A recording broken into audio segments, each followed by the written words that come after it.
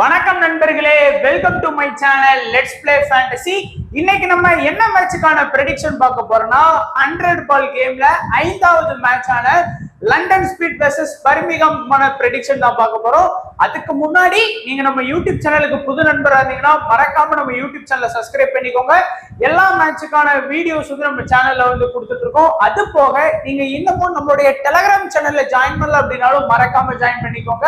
முக்கியமான update plus final time எல்லாமே நம்மளுடைய டெலிகிராம் சேனல்ல உங்களுக்காகவே ஃப்ரீயா கொடுத்துட்டு இருக்கோம். ஸோ மறக்காம டெலிகிராம் சேனலையும் ஜாயின் பண்ணி சப்போர்ட் பண்ணுங்க. லிங்க் வந்து டிஸ்கிரிப்ஷன் பாக்ஸ்ல இருக்குது.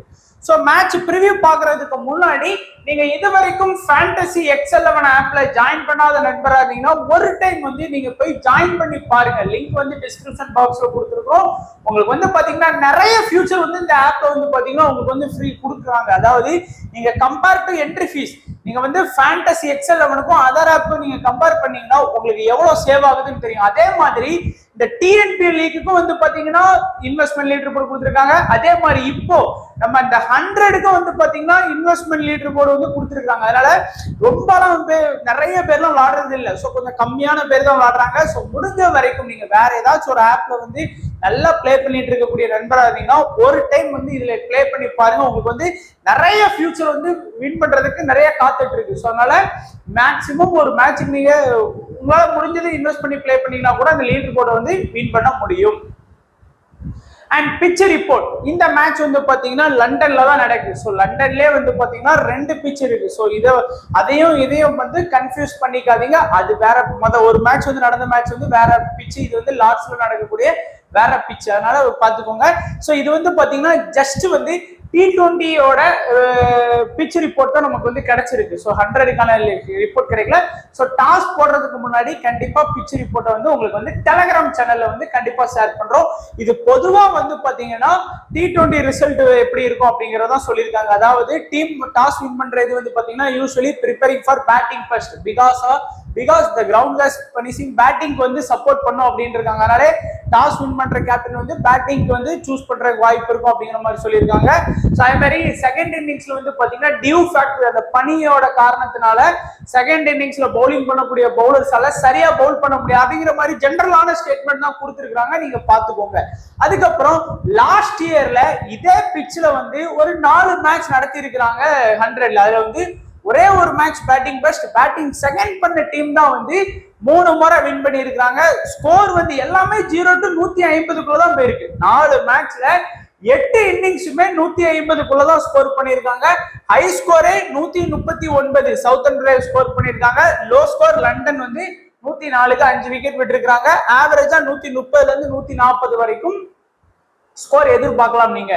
சோ இப்போ வந்து நம்ம வந்து ப்ரெடிக்ஷன் வந்து ஆரம்பிக்கலாம். ஃபர்ஸ்ட் வந்து லண்டன் டீமை பொறுத்த வரைக்கும் அந்த டீம் வந்து பாத்தீங்கன்னா முதல் மேட்ச் ஆடிட்டாங்க. யாரு கூட பாத்தீங்கன்னா சவுத்தர்ன் டிரைவ் கூட ஆடினாங்க. அந்த முதல் மேட்ச் அவங்க வந்து தோக்க தான் வந்து செஞ்சாங்க. பெருசா வந்து அவங்களால எஃபெக்ட் பண்ண முடியல, ட்ரை பண்ணி தோத்தாங்க. ஸோ இந்த மாதிரி லீக்கை பொறுத்த வரைக்கும் நம்ம வந்து கொஞ்சம் டிஃப்ரெண்டா நீங்க ப்ரெடிக்ட் பண்ணீங்கன்னா உங்களுக்கு வந்து ஈஸியா இருக்கும். ஸோ ஃபுல்லா வரிசையா ப்ரெடிக்ட் பண்ணணும்னு கிடையாது, கொஞ்சம் டிஃப்ரெண்டா நீங்க ப்ரெடிக்ட் பண்ணீங்கனாலே உங்களுக்கு வந்து ஈஸியா வந்து உங்களுக்கு புரியும். ஸோ ஃபர்ஸ்ட் வந்து இன்னிங்ஸ் வந்து ஓபன் பண்ணக்கூடியது ரோசிங்டனும் பெல்லும் தான் வந்து பாத்தீங்கன்னா இன்னிங்ஸை ஓபன் பண்றாங்க. இதுல நான் ஏற்கனவே சொன்னதுதான், ரோசிங்டன்லாம் 5 T20ல ஏதாச்சும் ஒரு T20 தான் அவருக்குலாம் சரியா கிளிக் ஆகும். மீதி எல்லாமே ஃபிளாப் தான் கொடுப்பாரு. பட் அவர்கிட்ட இருக்கக்கூடிய ஒரு அடிஷனல் ஆப்ஷன் என்னன்னு பாத்தீங்கன்னா விக்கெட் கீப்பர் ஆப்ஷன் இருக்குது. அது எப்படியும் அவருக்கு ஒரு பிளஸ்ஸா தான் இருக்கும். கம்பேர் டு அதர் பிளேயர்ஸ் அவருக்கு வந்து பிளஸ்ஸா இருக்கிறதுக்கு நிறைய வாய்ப்புகள் இருக்கு. அந்த விக்கெட் கீப்பிங் ஆப்ஷன்ல தான் நமக்கு ஃபேண்டசில கொடுத்துருக்காங்க. அதனால அது ஒரு செலக்ஷனுக்கு வந்து பாத்தீங்கன்னா பெஸ்டா தான் இருக்கும். பிளஸ் அவர்கிட்ட இருந்து நீங்க மினிமம் ஒரு 30 பாயிண்ட் நீங்க எதிர்பார்க்கலாம். அதிகபட்சம் வந்து பாத்தீங்கன்னா 30 எதிர்பார்க்கலாம். ஆனா ஏதாச்சும் ஒரு T20ல கண்டிப்பா வந்து ஒரு 80+ இல்ல ஒரு 70+, 70+, 80+ ரன் ஸ்கோர் பண்ற வாய்ப்பு இருக்கு. ஆனா எல்லா மேட்சுமே கன்சிஸ்டன்சி அவருக்கு எதிர்பார்க்க முடியாது. பெல் வந்து ஓரளவுக்கு வந்து பாத்தீங்கன்னா ஒரு டீசெண்டா ஆடக்கூடிய ஒரு பிளேயர் தான். அதிகபட்சம் அவர்கிட்ட இருந்து நீங்க ஒரு 20 to ஒரு 25 ரன் எதிர்பார்க்கலாம். ஒரு 20 ஃபேண்டசி பாயிண்ட் வேணா நீங்க அவர்கிட்ட எதிர்பார்க்கலாம். ப்ரெப்பரும் வந்து பாத்தீங்கன்னா நமக்கு வந்து ஒரு ஆவரேஜான பேட்டிங் ஆடக்கூடிய பிளேயர் தான். இவரையும் வந்து ஃபேண்டசில விக்கெட் கீப்பிங் ஆப்ஷன்ல தான் நமக்கு வந்து கொடுத்துருக்காங்க. ஸோ மினிமம் இவர்கிட்ட இருந்தும் ஒரு 25 to 35 பாயிண்ட் வந்து நீங்க வந்து எதிர்பார்க்கலாம். எதிர்பார்க்கலாம். ஒரு 20 ஃபேண்டசி பாயிண்ட் வாங்கி கொடுக்கலாம். அடிஷனலா அவருக்கு வந்து எந்த ஒரு அட்வான்டேஜும் இல்லை. அடுத்து லாரன்ஸ். சோ லாரன்ஸ் வந்து இந்த டீம்ல அந்த டாப்ல ஆடக்கூடிய ஒரு 6 பிளேயர்ஸ்ல ஒரு பெஸ்ட் பிளேயர், அதாவது பேட்டிங் பிளஸ் பவுலிங் இருக்கக்கூடிய ஒரு பெஸ்ட் ஆல்ரவுண்டர். அதாவது இன்டர்நேஷனல் மேட்ச் எல்லாம் கம்பேர் பண்ணாதீங்க, இந்த மாதிரி 100 லீக்ல அவர் வந்து நல்லாவே ஆடுவார். பேட்டிங்கும் பெர்ஃபார்ம் பண்ணுவாரு, பவுலிங்கையும் பாத்தீங்கன்னா ஸ்பின்னரை வச்சு ஒரு சில மேட்ச்ல நல்லாவே கான்ட்ரிபியூட் பண்ணி விக்கெட் எடுத்து கொடுத்திருக்கிறாரு. அதனால மினிமம் அவர்கிட்ட இருந்து நீங்க ஒரு 50+ பாயிண்ட் எதிர்பார்க்கலாம். ரீசன் அது ஏதாச்சும் ஒண்ணுல கூட வாங்கி கொடுக்கலாம். ஒரு நாள் திடீர்னு பேட்டிங்ல கொஞ்சம் பெர்ஃபார்ம் பண்ணா 2 விக்கெட் எடுத்துக்குவார் இல்லையா, ஒரு 50 ரன் அடிச்சுட்டு அன்னைக்கு விக்கெட் எடுக்க மாட்டார். ரீசெண்டா அவரோட பெர்ஃபார்மன்ஸ் பாத்தீங்கன்னாலும் உங்களுக்கு தெரியும், நல்லாவே ஆடி இருக்காரு. அதே மாதிரிதான் ரவி போபரா, அவர்கிட்டயும் பேட்டிங் பிளஸ் பவுலிங் ஆப்ஷன் இருக்கு. மினிமம் நீங்க அவர்கிட்ட இருந்து ஒரு 50+ பாயிண்ட் எதிர்பார்க்கலாம். லாஸ்ட் மேட்ச் கூட பாத்தீங்கன்னா ஒரு விக்கெட், ஒரு 25 பாயிண்ட் பிளஸ் ஒரு 7 ரன், அதுக்கு ஒரு 7 பாயிண்ட்ங்கும் போது ஒரு 32 பிளேயிங் 11ல இருந்தது. அப்படி எல்லாமே சேர்த்தீங்கன்னா ஒரு 40 to 50க்குள்ள ஈஸியா வாங்கி கொடுத்துருவாங்க. அதுக்கப்புறம் சிவம் ஹெட்மேரை பொறுத்த வரைக்கும் பெருசா எல்லா மேட்சுமே கன்சிஸ்டன்சியா ஆடி கொடுக்கக்கூடிய பிளேயர் தான் ஓரளவுக்கு. அதாவது அவருக்கான சரியான பேட்டிங் வாய்ப்பு எல்லாம் கிடைச்சதுன்னா ஒரு எல்லா மேட்ச்லயுமே சேர்ந்து ஒரு 15 to 25 இந்த மாதிரி ஸ்கோர் பண்ணி கொடுக்கறதுல ஹெட்மேர் வந்து பிளஸ் தான். நீங்க தாராளமா ஒரு 15 to 25 நீங்க எக்ஸ்பெக்ட் பண்ணலாம். ஏதாச்சும் ஒரு மேட்ச் ஃபிளாப் ஆன ரிசல்ட் கொடுக்கலாம்னால ஒரு 20 பாயிண்ட் நீங்க சிவம் ஹெட்மேர் எதிர்பார்க்கலாம். கேட்சும் வந்து பாத்தீங்கன்னா பிடிக்கிறதுக்கு பாசிபிலிட்டி இருக்கு. அடுத்து ரசல் நல்ல ஒரு ஃபார்ம்ல தான் வந்து ஆடிட்டு இருக்காரு. பேட்டிங் பிளஸ் பவுலிங் பேக்கப் இருக்கு. குறைஞ்சது வந்து பாத்தீங்கன்னா ஒரு 40+ பாயிண்ட் நீங்க ரிசல்ட் எதிர்பார்க்கலாம். எய்தர் பேட்டிங்கா இருக்கலாம் ஆர் பவுலிங்கா இருக்கலாம். ஏன்னா 10 பால் கிட்ட வந்து பாத்தீங்கன்னா பவுல் பண்ணியிருக்காரு லாஸ்ட் மேட்ச்ல. அடுத்து டாவ்சனும் அதே மாதிரிதான் பேட்டிங் பிளஸ் பவுலிங் இருக்கு. எல்லா மேட்சுமே அவருக்கான பேட்டிங் வாய்ப்பு பெர்ஃபெக்டா கிடைக்குமா நம்மளால சொல்ல முடியாது. ஏன்னா லாஸ்ட் மேட்ச் வந்து டாப் ஆர்டர்ஸ் யாருமே ஆடல, அதனால அவரு வரைக்கும் வந்து பேட்டிங் கிடைச்சு ஒரு 40+ ரன் ஸ்கோர் பண்ணாரு. ஆனா பவுலிங் போது ஸ்பின்னர்ல 10 பால் தான் வந்து பாத்தீங்கன்னா பவுல் பண்ணிருக்காரு. அதனால மினிமம் பாத்தீங்கன்னா நீங்க டவுசன்ட் இருந்து ஏதாச்சும் ஒரு இதுல வந்து ஒரு 30+ பாயிண்ட் நீங்க எதிர்பார்க்கலாம். அடுத்து வந்து ஒல்லி ஸ்டோன் வந்து நல்லாவே பவுல் பண்ணக்கூடிய ஃபாஸ்ட் பவுலர். மினிமம் அவர் வந்து இந்த டீம்ல பாத்தீங்கன்னா பவுலிங் ஆப்ஷன்ல 1 2 3 4 5 6 7 பேர் பவுல் பண்றாங்க. அப்படிங்கும் போது கம்ப்ளீட்டா 20 ஓவர் யார் பவுல் பண்ணுவாங்களோ அவங்களுக்கு தான் நம்ம இம்பார்ட்டன்ஸ் கொடுக்கணும். அதனால ஒல்லி ஸ்டோனுக்கு வந்து பெருசா அந்த 20 ஓவர் பவுல் பண்றதுக்கான வாய்ப்பு கம்மிங்கிறதுனால நம்ம வந்து இம்பார்ட்டன்ஸ் கொடுக்கல. அண்ட் எலிஸ் வந்து பாத்தீங்கன்னா கண்டிப்பா ஒரு விக்கெட் டேக்கிங் பவுலரா இருப்பாரு. மினிமம் ஒரு விக்கெட் எடுத்து கொடுத்துருவாரு. நமக்கு ஒரு 30 பாயிண்டே வந்து கண்டிப்பா எடுத்து கொடுத்துருவாரு. ஓரளவு பாத்தீங்கன்னா மினிமம் ஒரு விக்கெட் நம்ம கண்டிப்பா எடுத்து கொடுத்து ஒரு 30+ பாயிண்ட் வந்து கண்டிப்பா வாங்கி கொடுக்கறதுக்கு பாசிபிலிட்டி இருக்கு.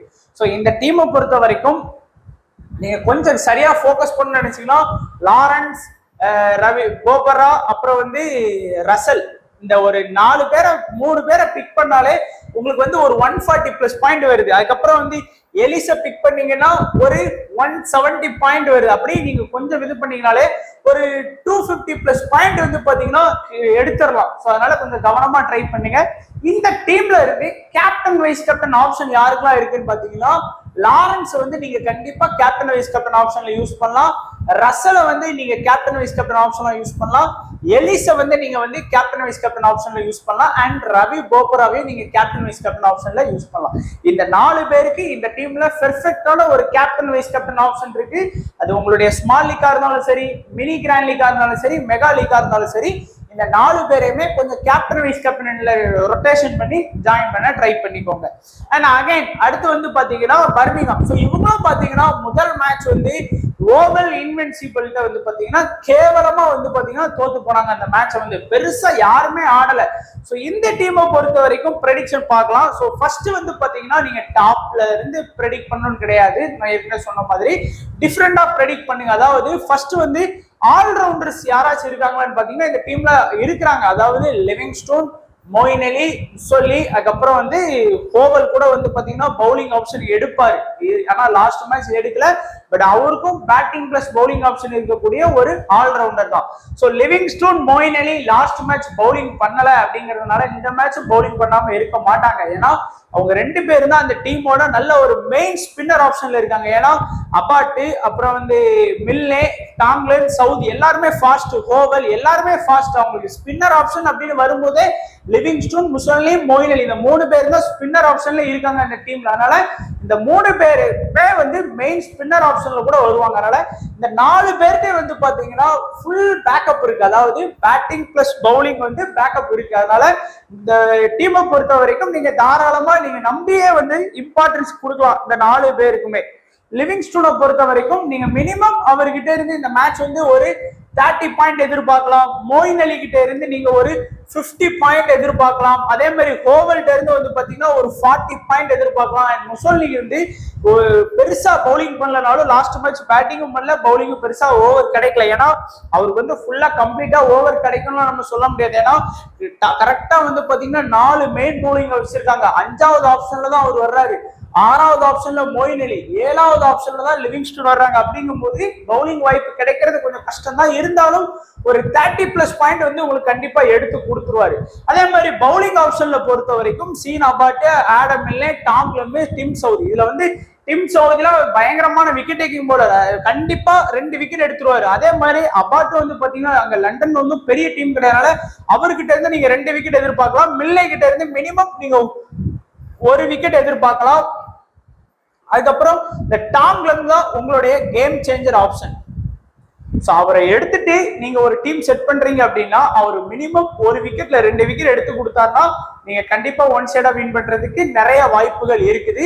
அடுத்து இந்த பெத்தேலு, அதுக்கப்புறம் வந்து பாத்தீங்கன்னா டொனால்டு தான் விக்கெட் கீப்பிங் ஆப்ஷன்ல இருப்பா, பட்டேலு அந்த இதுல இருக்கிறாங்க. பட் பெருசா அவங்களோட ஸ்கோர் பண்றதுக்கு வாய்ப்புகள் கம்மி. நம்ம எக்ஸ்பீரியன்ஸ் பிளேயரோட வந்து பாத்தீங்கன்னா டீம் வந்து செட் பண்ணிக்கலாம். குறிப்பா ஆல்ரவுண்டர்ஸே நம்ம வந்து நம்பி ட்ரை பண்ணி பார்க்கலாம். அண்ட் இப்போ வந்து பாத்தீங்கன்னா ஒரு சேஃபான ஸ்மால் லீக் டீம் கொடுத்துருக்கிறேன் பாருங்க. மோஸ்டா லாஸ்ட் மேட்ச்ல மொயின் அலி, லிவிங்ஸ்டோன் பெர்ஃபார்ம் பண்ணாதனால யாருமே அவங்க எடுக்காம வர மாட்டாங்க. எல்லாருமே மொயின் அலி, லிவிங்ஸ்டோன் வந்து கட்டாயம் வச்சிருப்பாங்க. அண்ட் ரசலு, போபரா, முசல்லி, அடுத்து வந்து Livingstone, Lawrence, Southee, Ellis, Adam Milne, Abbott. So நம்ம ஏற்கனவே சொன்ன மாதிரி இந்த மில்லே இடத்துல டாம் கிளென்ன வேணா நீங்க வந்து ட்ரை பண்ணிக்கலாம். அது உங்களுடைய ஆப்ஷன். இல்ல ஏதாச்சும் ஒரு பேட்டிங் ஆப்ஷன் கூட போகலாம். இன்னைக்கு மேட்ச்ல கேப்டன், வைஸ் கேப்டன் ஆப்ஷன் 5 பேருக்குமே பெர்ஃபெக்டா இருக்கும். அது உங்களுடைய எஸ்எல்ஆ இருக்கட்டும், மினி ஜிஎலா இருக்கட்டும், மெகா ஜிஎலா இருக்கட்டும், இந்த 5 பேரையுமே கொஞ்சம் ஃபோக்கஸ் பண்ணிக்கோங்க. எல்லாருக்குமே டபுள் ஆப்ஷன் இருக்கு. கேம் சேஞ்சரா நீங்க ரோசிங்டன், ஓரல், முசல்லி, அடுத்து வந்து டாம் கிளென் இந்த ஒரு 4 பேரையும் நீங்க வந்து உங்களுடைய ஸ்மால் லீக்கா இருக்கட்டும், மினி லீக்கா இருக்கட்டும், மெகா லீக்கா இருக்கட்டும் கொஞ்சம் வந்து ஃபோக்கஸ் பண்ணிக்கோங்க.